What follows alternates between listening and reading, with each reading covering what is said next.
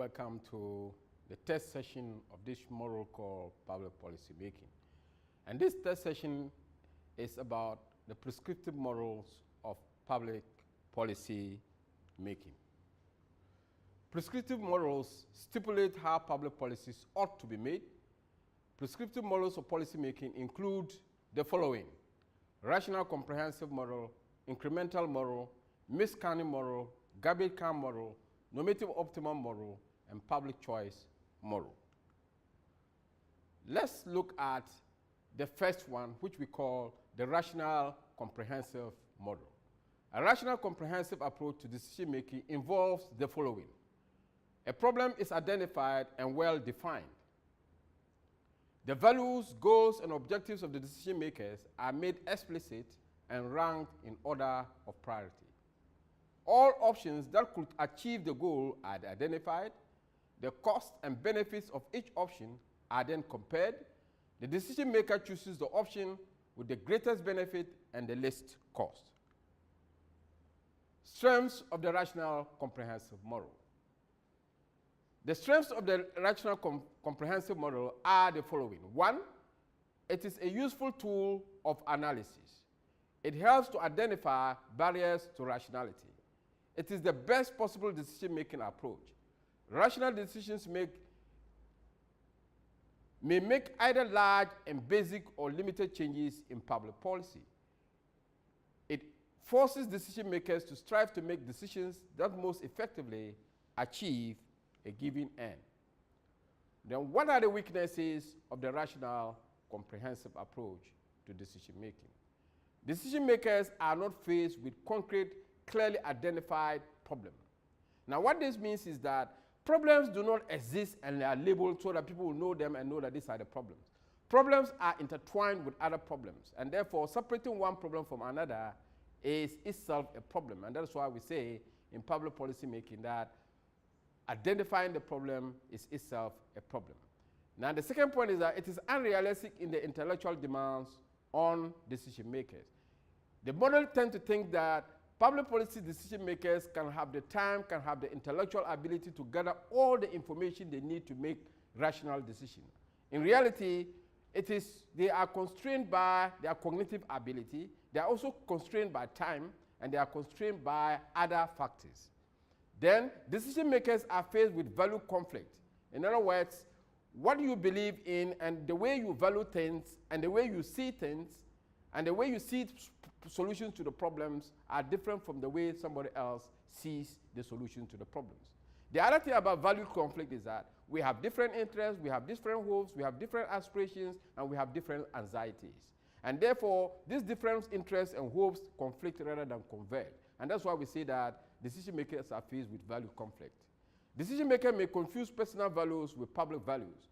Now, what we want for the state as a whole, which is the public values, are the public interests of the population. And the public interest is the interest of the generality of the population. The personal values or interests are the interests that pertain to an individual. There is the problem of sunk cost. Now, the sunk cost means that how about if we take all this long winding process and we implement policy and policy fails?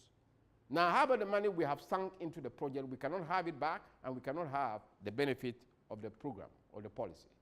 Then we have what we call incremental model. That is the second model in public policy decision making. Some people call it incremental model, or for short, they call it incrementalism. Incrementalism is a decision making model that is characterized by limited analysis. The analysis yields decisions that differ only marginally from previous decisions. Incremental decision making is characterized by bargains and concessions among self-interested decision makers. It involves minor changes to existing policies. National budget making is an example of incremental decision making. So what are the characteristics of the incremental model? The first characteristic of the incremental model is that goals and objectives are selected. Empirical analysis, the second one is empirical analysis to attain the goals are intertwined with rather than separate from each other. So they believe that, incrementalists believe that the values, the goals, and the means are not separate and sitting down separately labeled, and they are discrete, but they are intertwined or woven together, and it is difficult to really differentiate them. Only some of the alternatives for dealing with the problem are considered. Unlike the rational comprehensive model that says that we must look at all the causes of the problem and we must look at all the alternative solutions to the problem, these models acknowledges that we cannot do that because of cognitive limitation, limitation in terms of effort, limitation in terms of means, and therefore we need to select only some of the alternatives rather than all the alternatives. Then the next one is, for each alternative, only a limited number of consequences are evaluated. So for each alternative, we cannot possibly get all the consequences of the alternative if we were to implement it. And therefore, we only select the most important one in our view and evaluate them, and based on that, we use it to solve the problem. The problem facing the decision maker is continually redefined. Redefined because public policy problems change. If they don't change themselves, the situation or the context in which they exist change.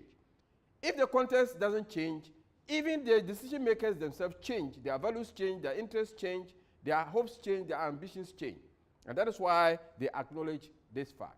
The model allows for countless ends means and means end adjustment. So at any time our values change, our beliefs change, then our means of solving the problems will also change. That is what this point really means.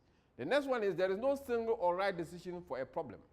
And that any decision or any solution option has problems.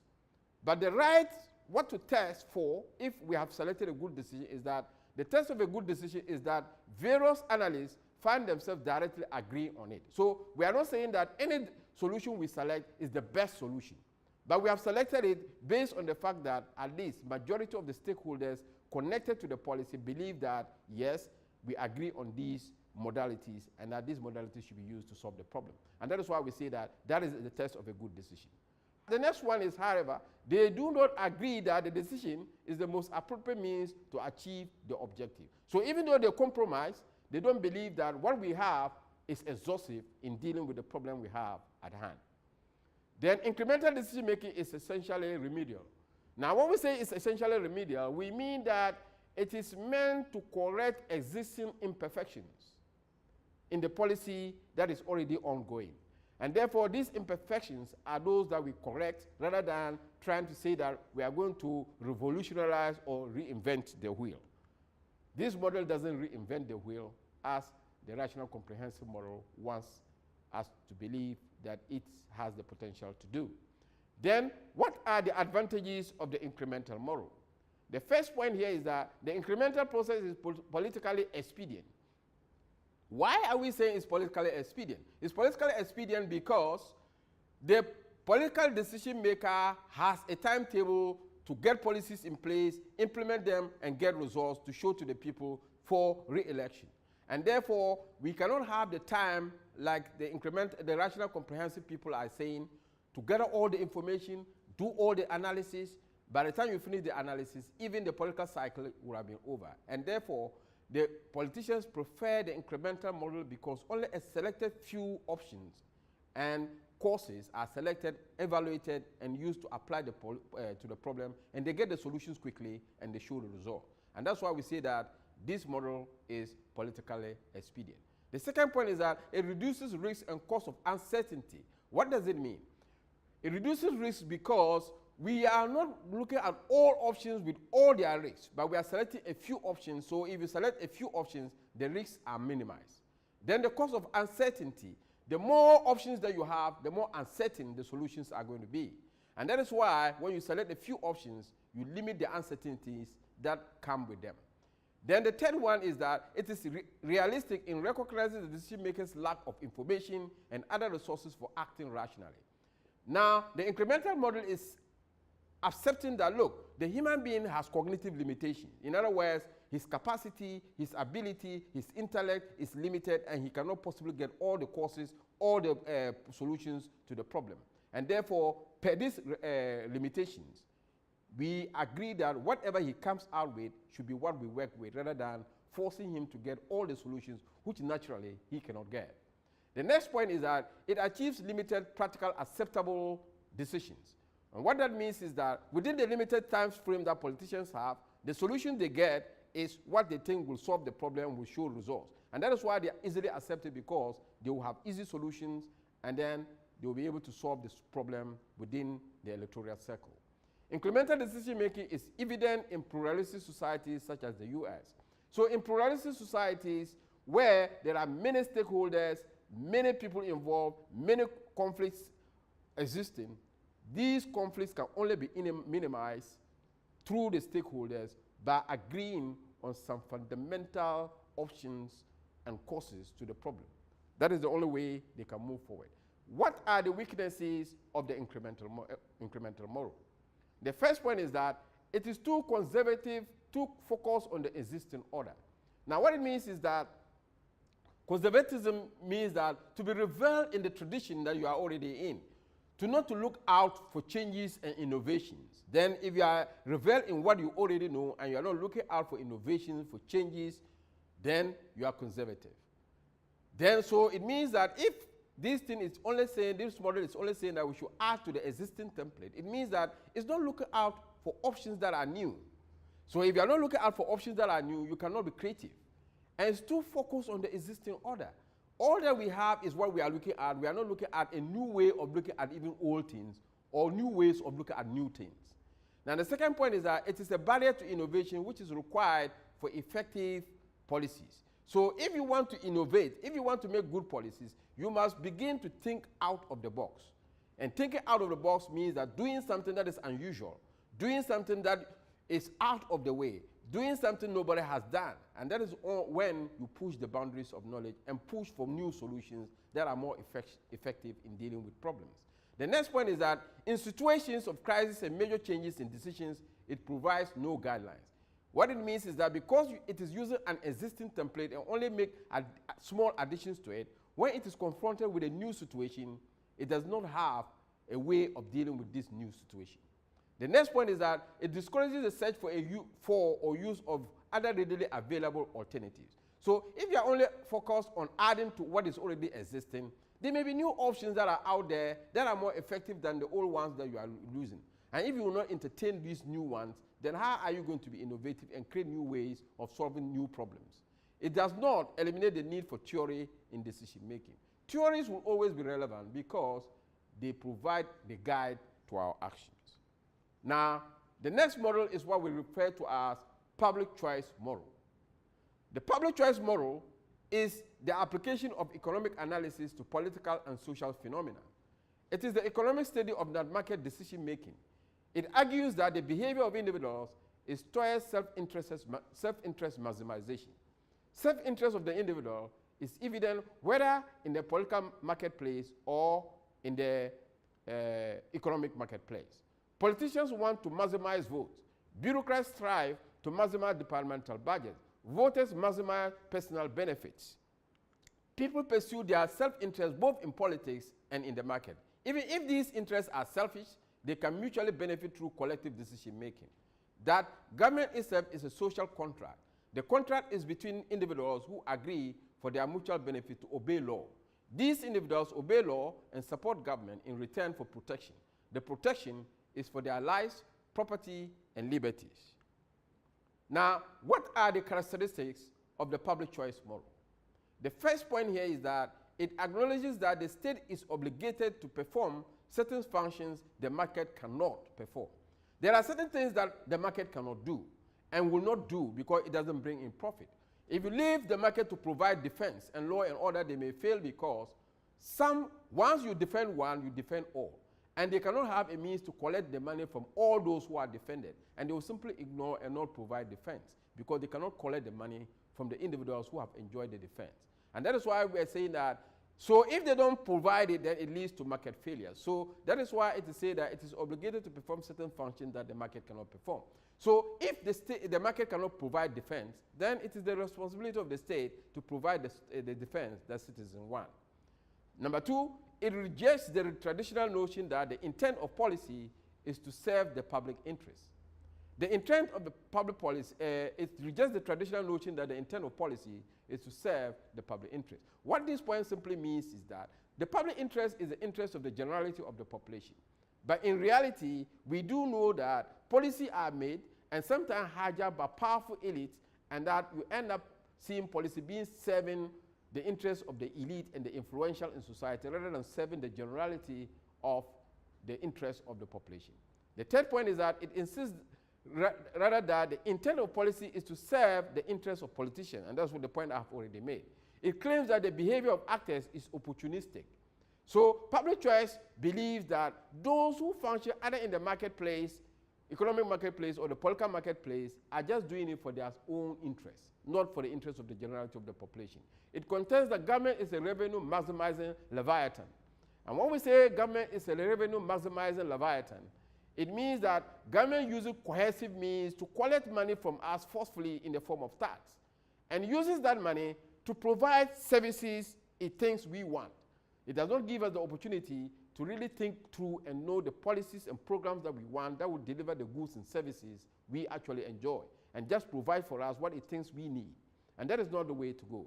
This means the state gets maximum taxation revenue. So the state collects a lot of revenue from us. So what are the advantages of the public choice model? One, it helps in explaining why political parties fail to provide clear policy alternatives. So you see politicians being on the platform, they tell you a lot of things, they give you a lot of hopes, they give you a lot of promises, but when they come into power, they hardly ever fulfill even 1/4 of what they say they are going to provide.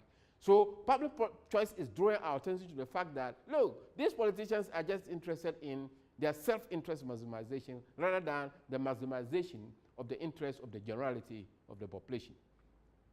The second point is that it has developed its own critique of the simple median voter model. Now, what this simply means is that all of us will want to vote for a country and vote for a candidate or a president that will provide the goods and services that we want. And therefore, what they need is that to be able to sense what we want, to be able to guess what we want, and then package them in the form of promises and tell us that this is what we want to give you when you vote us to power.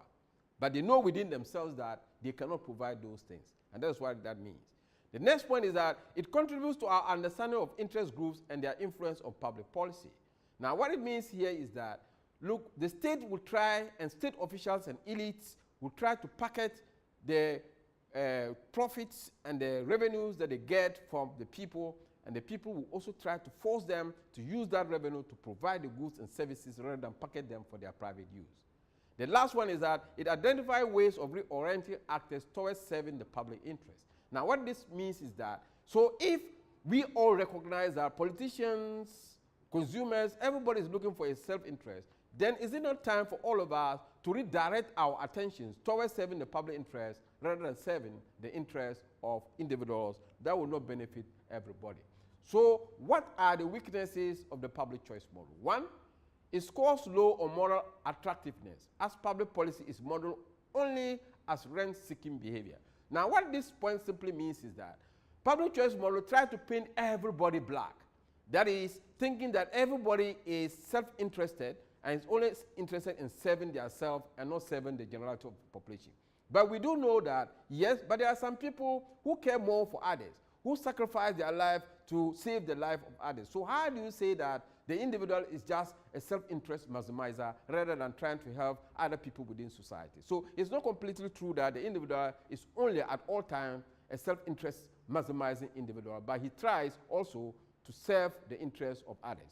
The second point is that the evidence on public choice model is mixed, so it is difficult to derive proper text. What this point means is that there are instances where in practice the public choice model has played out as it was predicted, and there are instances where it has played out otherwise. And therefore, because of this mixed evidence, it is difficult to pass judgment on the public choice model.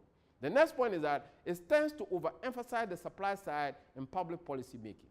Now, it tends to think that, well, we are only asking, give us this, give us this, give us this. Then in return, what are we doing as people also to ensure that the demand side of things are also satisfied? So not just ask, supply this, supply this, supply this, supply this. But we as voters, what are we also going to do to ensure that the state gets the money for us to get what we want in terms of, for example, paying our taxes so that the state gets the money to provide the goods and services that we need? If a demand side argument is raised, tension will arise between it and the supply side argument. Okay, so we have come to the end of this session. In this session, we have tried to discuss the prescriptive models of public policy making. We have outlined the incremental model, the rational comprehensive model, the public choice model as aspects of decision-making processes that help us to make efficient and effective policies. We have outlined the limitations and the advantages of each of the models that we have listened to. And I hope that these models and their applications will be good for you if you are confronted with any public policy problem in a practical sense. Thank you.